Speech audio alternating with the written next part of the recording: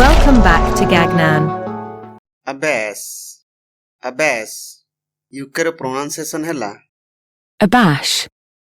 Abash.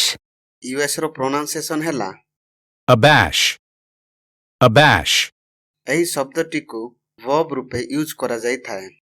एहार Odia अर्थ गुड़िक हेले लज्जित करिबा, put to shame, to embarrass someone or make them feel uncomfortable।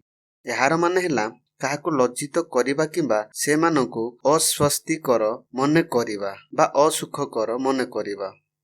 Next meaning हैला अप्रस्तुत करिबा, व्यर्थ करिबा, पंड करिबा, नरावश्य जर्जरित करिबा, अड़ुआरे पकाइबा, असुविधारे पकाइबा, अस्वस्तिकर मने करिबा, असुखकर मने करिबा।